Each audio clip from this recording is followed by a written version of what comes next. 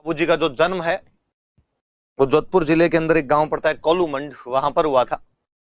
Birth palace, इनके जो पिताजी थे उनका नाम था धांधल जी, इनकी जो मम्मी थे उनका नाम था कमला दे।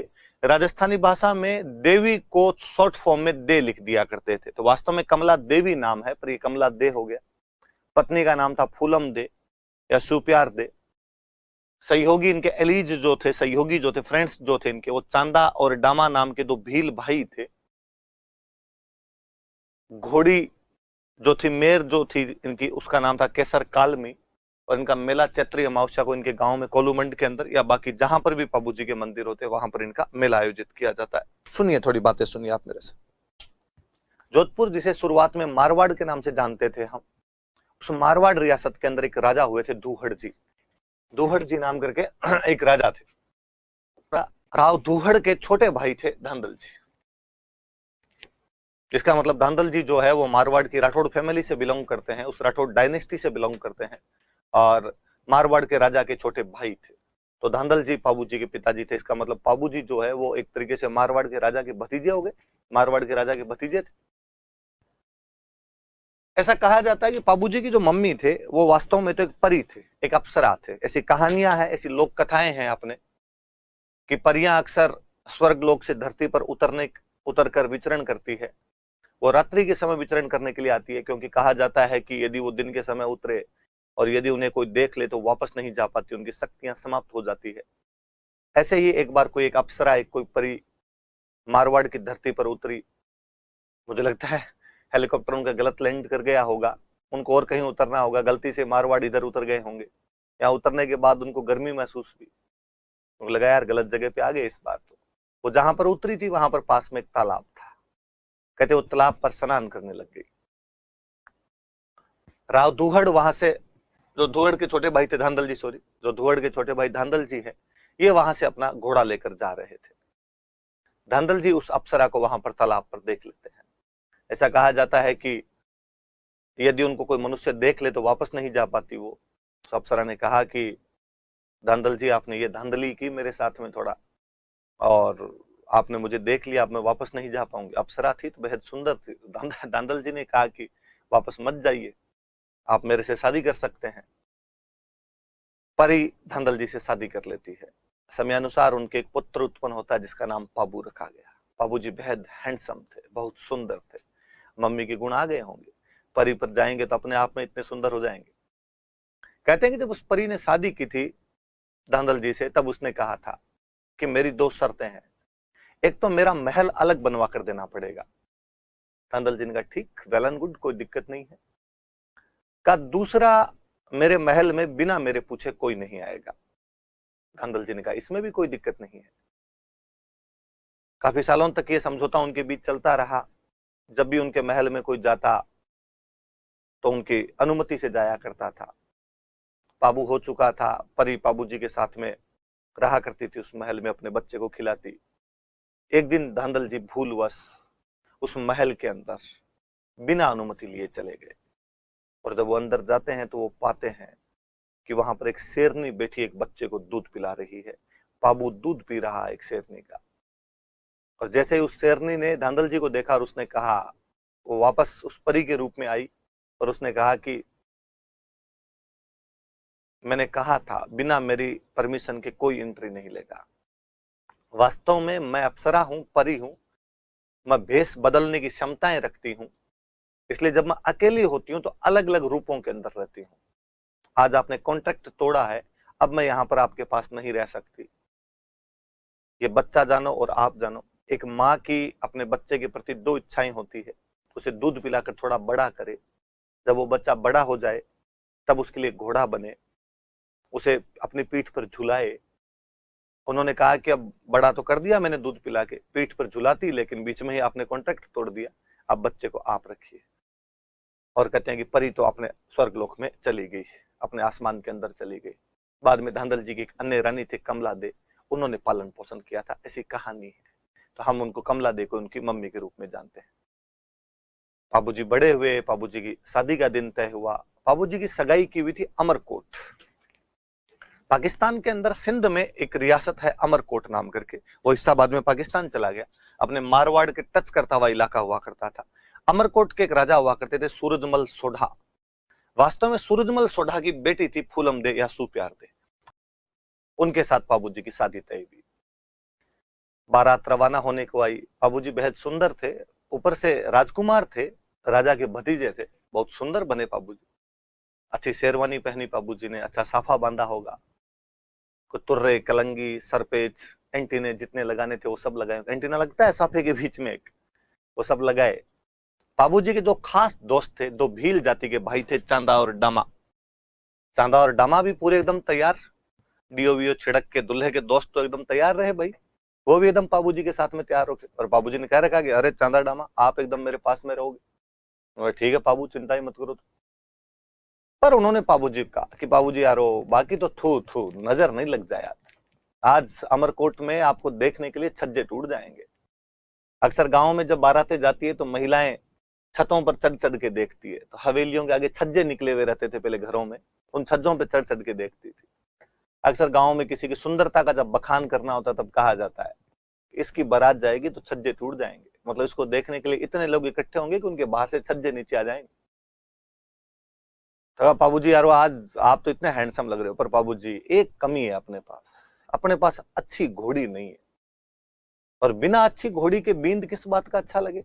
दूल्हा तो तभी ओपे जब घोड़ी बहुत अच्छी हो। बाबूजी ने कहा यार अब घोड़ी तो जो है वही लेनी पड़ेगी, और तो अपने क्या कर सकते हैं। इनके गांव कोलूमंड में एक चारण जाति की महिला रहा करते थे, देवल। देवल नामक एक चारण जाति की महिला थे।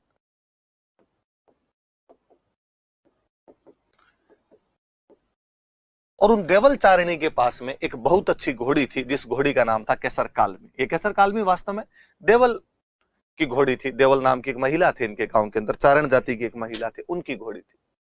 और चांदा डामा ने बाबूजी कहा कि बाबूजी यदि अपने को मां देवल वो घोड़ी दे दे तो उससे अच्छा तो कुछ ही नहीं हो अपने पास।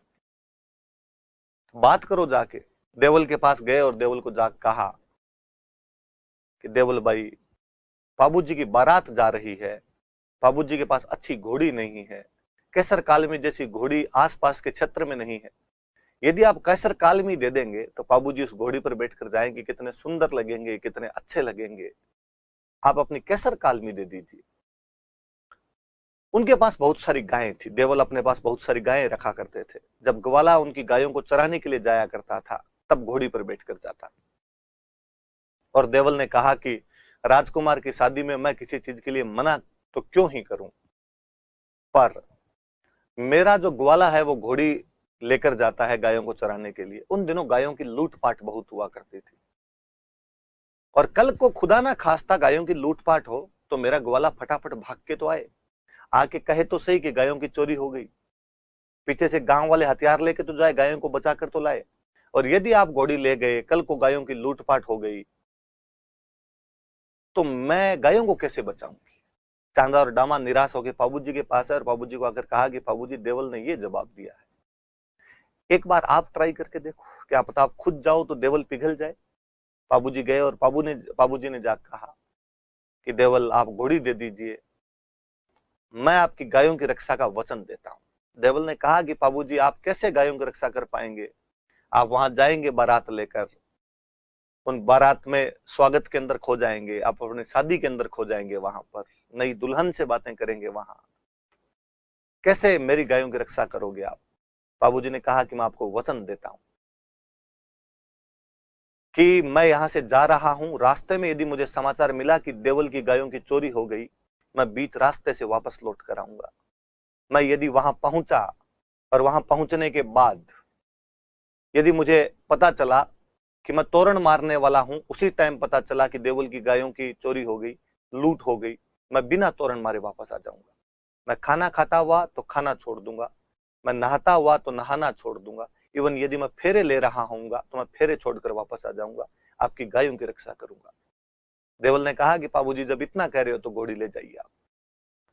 बाबूजी केसर कालमी लेकर गए। केसर कालमी वाकई जितनी मैंने वर्णित की है उससे भी ज्यादा सुंदर घोड़ी थी। पहले गांव के अंदर जब दूल्हा घोड़ी को लेकर जाया करता था तो घोड़ी को नचाया करते थे, दूल्हा घोड़ी को डांस करवाया करता था।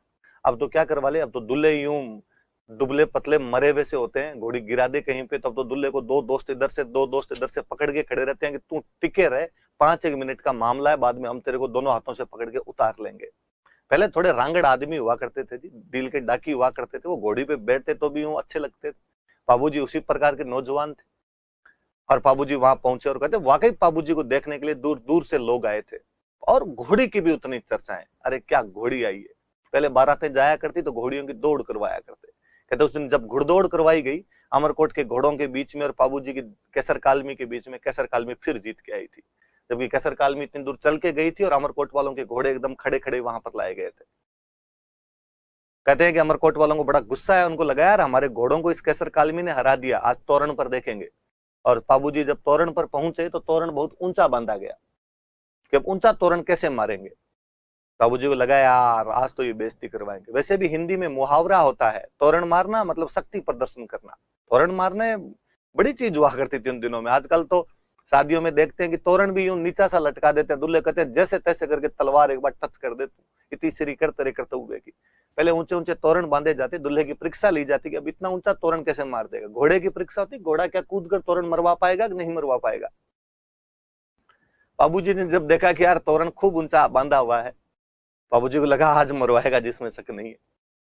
पर बाबूजी अपनी केसर कालमी पे हाथ फेरते हैं और कहते हैं कि मत ना दीजे केसर थारो मारो पोत, ए केसर आज तेरा और मेरा भेद मत दे देना, मत ना लजाए आज राठौड़ा री जातड़ी। कि केसर आज राठौड़ों की उस जाति को लज्जित मत कर देना, मारवाड़ के वंश को लज्जित मत करना, आज तू तेरा जोहर दिखा, आज मेरे से तोरण मरवा दू। बाबूजी ढोल बजाने वाले को कहते हैं कि ढोली रा छोरा तू तो मदरो ढोल बजा, कोई ढोल रे धमाके मारे केसर घोड़ी नाच सी। केसर नाचती है, बाबूजी उस केसर की लगाम खींचते हैं, केसर अपने दोनों पैरों को अमरकोट के गढ़ के कंगूरों पर टिका देती है, ईंटें साथ में लाती है गढ़ की। बाबूजी आराम से तोरण मारते हैं। वहां जितनी महिलाएं पुरुष खड़े थे वो बाबूजी के उस अद्भुत करतब को देख रहे थे कि क्या यार सजीला नौजवान आया, वाकई जवाई आया, बड़े खुश हुए। मैंने जब कहीं ये कहानी पढ़ी थी उसमें बहुत अच्छी लाइन थी कि बाबूजी की जो पत्नी थी फूलम दे, उनकी सहेलियों ने जब ये देखा तो उन्होंने जाके फूलम दे को ये बातें बताई कि तुम्हारे पति ने बाहर इस प्रकार से तोरण मारा, इतनी अच्छी घोड़ी पर बैठा हुआ, इतना अच्छा उसको नचवा रहा है, इतना सुंदर लग रहा है। फूलम दे मन ही मन बड़ी राजी हो रही थी। कोई नवयुवती इस बात से क्यों ना राजी हो कि उसे शादी करने के लिए जो आया वो वाकई सपनों का राजकुमार है।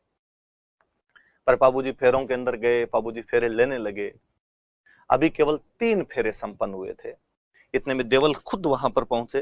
तो मैंने लिखा इधर नाम देवल, जिनकी वो घोड़ी थी, देवल खुद वहां पहुंचे और उन्होंने रोते रोते बाबूजी को कहा कि मैंने कहा था आपको मेरी घोड़ी मत लेकर जाइए, मैंने कहा था मेरी गायों को लूट ले जाएंगे कोई। उस दिन तो बड़ी बड़ी बातें कर रहे थे वहां बैठकर कि हम जहां कहीं होंगे वहां से वापस आ जाएंगे। अब मेरी गायों को लूट के चला गया, मेरा सर्वस्व नाश हो गया, मेरे पास गायों का अतिरिक्त क्या था, और तुम यहाँ पर बैठकर इन फेरों का आनंद ले रहे हो, तुम यहाँ पर गीत सुन रहे हो, शर्म आनी चाहिए तुम्हें। उन्होंने बाबूजी को डायलॉग सुनाए। बाबूजी ने पूछा कि माँ देवल गायें कौन ले गए आपके, आप बताइए, मैं आपको वचन दे के आया था कि मैं आपकी गायों की रक्षा करूंगा, निश्चित तौर पर मैं आपकी गायों की रक्षा करूंगा। उन्होंने कहा कि मेरी गायों को जिंदराव खिंची ले गया। जिंदराव खिंची जायल के राजा थे। नागौर में जो जायल पड़ता है यहां के राजा हुआ करते थे जिंदराव खिंची। कि जिंदराव खिंची जो है वो मेरी गायों को ले गया। वैसे जिंदराव खिंची बाबूजी के रियल बहनों ही लगते थे। बाबूजी की जो बहन है उनकी शादी जिंदराव खिंची के साथ में की हुई थी। पर जिंदराव खिंची की और बाबूजी के परिवार की उस शादी के बाद से बंदी बंद हो गई थी। इवन जिंदराव खिंची बाबूजी की शादी में भी नहीं आए हुए थे और जिंदराव खिंची के दिमाग में यह था कि बाबूजी ये सब भाई बारात लेकर जाएंगे तब मैं इनके गांव को लूट लूंगा, इनके गांव की बेइज्जती करवाऊंगा। गांव की रक्षा करने वाले तो यही हैं, राजा का परिवार ही तो रक्षा करे सब लोगों की, राजा की जिम्मेदारी रक्षा करने होती थी। और राजा काम का किसका होता था, वो जनता की रक्षा करता था, जनता उसे टैक्स दिया करती थी। और जिंदराव खिंची ने कहा मैं लूट लूंगा, फिर गांव वाले इनके गले पड़ेंगे। और देवल ने कहा कि जिंदराव खिंची जायल का राजा मेरी गायों को उठाकर ले गया है, तुमने वचन दिया था बाबू कि तुम मेरी गायों की रक्षा करोगे। बाबू 3 फेरे लेते हैं, केवल 3 फेरों के बाद में वो शादी का गठजोड़ा खोल देते हैं। अमरकोट वाले हक्के बक्के थे कि बाबूजी ऐसे कैसे कर सकते हो, फेरे तो पूरे कीजिए, शादी तो पूरे कीजिए। बाबूजी ने कहा कि पर इनसे पहले वचन जरूरी है। रघुकुल रीत सदा चली आई, प्राण जाई पर वचन ना जाई। मैं बहुत पहले जब रवाना हुआ था तब देवल को ये वचन देकर आया था कि मैं तुम्हारी गायों की रक्षा करूंगा। वो गायों की रक्षा की जानी ज्यादा जरूरी है, वरना कभी लोग कभी किसी के वचनों पर विश्वास नहीं कर पाएंगे। बाबूजी वहां से लौटते हैं, पीछा करते हैं जींदराव खिलजी का। जोधपुर में एक और गांव पड़ता है देचू। उस देचू गांव के अंदर युद्ध करते हैं। बाबूजी गायें बचा लेते हैं वहां पर, अन्य व्यक्तियों के साथ गायें वापस पहुंचाते हैं। उस युद्ध में बाबूजी लड़ते हुए वीर गति को प्राप्त होते हैं। हम एक उस योद्धा को जो गायों की रक्षा के लिए लड़ता हुआ शहीद हो गया था, हम एक उस योद्धा को जो अपने वचनों की रक्षा के लिए लड़ने के लिए उतारू हो गया था, हम एक ऐसे योद्धा को जो शादी में फेरों के बीच से भी उठकर आ गया था, उसे लगा कि कर्तव्य से बढ़कर कुछ नहीं होता है, उसे लोक देवता के रूप में पूछते हैं। उन्हीं बाबूजी के बारे में हम पढ़ रहे हैं। 3 फेरों के बाद बाबूजी आ गए थे वापस। नोटिस करना कभी आप गांव के अंदर, ज्यादातर लोगों को पता होगा, जिनको नहीं पता हो, आज भी अपने राजस्थान में 4 फेरे लिए जाते हैं। शादियों में फेरे 4 ही होते हैं। ये 7 फेरे केवल फिल्मों में दिखाए जाते हैं, बाकी शादी में 4 फेरे लिए जाते हैं। और गांव में अक्सर ऐसा कहते हैं लोग कि बाकी 3 बाबूजी ले लिया। बाकी वाले 3 तो किसने ले लिए थे? बाबूजी ने ले लिए थे 3 फेरे। तो 3 उन्होंने ले लिए, तो बाकी अब 4 बचे, तो 4 हम ले लेते हैं। ये 7 फेरे वाला कंसेप्ट केवल फिल्मों में इनमें दिखाया जाता है।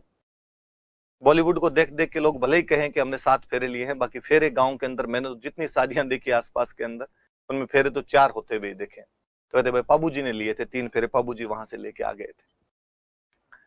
और कहा जाता है कि बाबूजी की जो मम्मी थी, जो परी थी, ऐसा कहा जाता है कि वही बाद में दोबारा जन्म लेती है, केसर कालमी के रूप में जन्म लेती है। उसने कहा था जाते टाइम धांधल जी को कि एक मम्मी की ख्वाहिश होती है कि अपने बच्चे को दूध पिलाकर थोड़ा बड़ा करे, और जब वो बड़ा हो जाए तो अपनी पीठ पर उसे झुलाए। कहते हैं वो परी केसर कालमी के रूप में दोबारा आती है। बाबूजी घोड़ी की पीठ पर ही तो बैठ कर जाते हैं, वो वहां पर लाज रखती है बाबूजी की, बाबूजी को अपनी पीठ पर झुलाती है। तो बाबूजी वास्तव में गौ रक्षक देवता है, गायों की रक्षा के लिए लड़ते हुए यहाँ पर शहीद हुए थे। पर बाबूजी को हम वास्तव में एक ऊंट रक्षक देवता के रूप में भी पूछते हैं। पहले तो एक बात और बताऊं, बाबूजी को लक्ष्मण का अवतार माना जाता है कि बाबूजी लक्ष्मण के अवतार है। जो राम लक्ष्मण थे उनका अवतार माना जाता है। स्वरूपनखा थी, बेहद सुंदर थी। वैसे वो धीरे धीरे हमने उसका नाम यूं शूर्पणखा कहना शुरू कर दिया, और भगवान राम के पास आती है और उनके सामने शादी का प्रपोजल रखती है। भगवान राम जब उसे मना करते हैं तो वो लक्ष्मण के पास जाती है और लक्ष्मण को कहती है कि भाई मैं तुमसे शादी करना चाहती हूँ। लक्ष्मण मना करते हैं। कहते हैं जब वो लक्ष्मण के पास गई थी तब लक्ष्मण एक पानी के कुंड से पानी निकाल रहे थे। स्वरूपनखा उनके पीछे पीछे भागती है और उनको कहती है कि भाई मुझे तुमसे शादी करनी है। लक्ष्मण उसके आगे आगे दौड़ते हैं। वो दोनों कुंड के चारों ओर 4 फेरे लगा लेते हैं, 4 चक्कर काट लेते हैं। उसके बाद जैसा कि आप कहानी जानते हैं, लक्ष्मण को गुस्सा आता है, लक्ष्मण उनकी नाक काट लेते हैं। स्वरूपनखा ने कहा कि अरे इतना भी क्या बड़ा दोस्त था, मैंने तो केवल तुम्हें शादी के लिए प्रपोज ही किया था। गांव में कहानियां सुनाते टाइम वापस कहते हैं कि लक्ष्मण ने उस दिन कहा था कि अब तो हम शादी नहीं कर पाएंगे, अब मेरा कार्य केवल और केवल भैया और भाभी की रक्षा करना है। मैं इनका द्वारपाल बनकर इनकी रक्षा करूंगा, पर एक दिन कलयुग आएगा जब मैं पाबू के रूप में अवतार लूंगा और बाकी के 3 फेरे जो बचे हैं वो मैं वहां पर लूंगा। कहानियां गांव की इस प्रकार की भी है, तो उन्हें लक्ष्मण का अवतार माना जाता है। ऐसा माना जाता है कि राजस्थान में ऊंट लेकर आने वाले बाबूजी थे। सबसे पहले ऊंट बाबूजी ही लेकर आए थे, तो ऊंट रक्षक देवता के रूप में भी पूजा जाता है बाबूजी को। आज भी गांव में जब ऊंट बीमार हो जाता है तब बाबूजी की पूजा की जाती है। बाबूजी कौन से रोग में रक्षा करते हैं? तो बाबूजी प्लेग रोग में रक्षा करते हैं। कहते हैं गुजरात में कोई एक जाति होती है थोरी, और उस थोरी जाति के 7 भाई थे।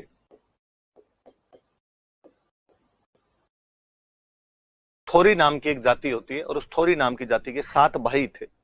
गुजरात में कोई बाघेला राजा था, उसके खिलाफ उनका कोई विवाद हो गया था और राजा उन्हें दंड देना चाहता था। वो भागकर बाबूजी के पास आ गए थे, बाबूजी ने उनकी रक्षा की थी, उन्हें बचाया था। उस राजा को उन्हें कुछ भी नहीं करने दिया था। बाबूजी की जो फड़ है वो भील जाति के भोपे जो है वो रावण हत्ता वाद्य यंत्र के साथ गाते हैं।